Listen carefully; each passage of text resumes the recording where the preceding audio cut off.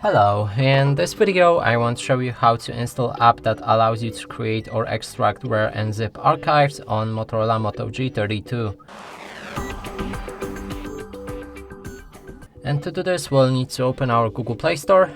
Here in top search find app called RAR, it's RAR, hit the search button and then install this app.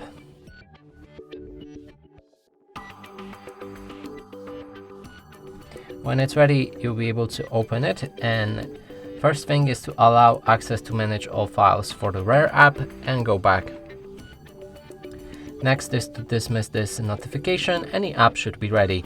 And that's it for this video. Hope you like it. Please consider subscribing to our channel, leave a like and a comment below.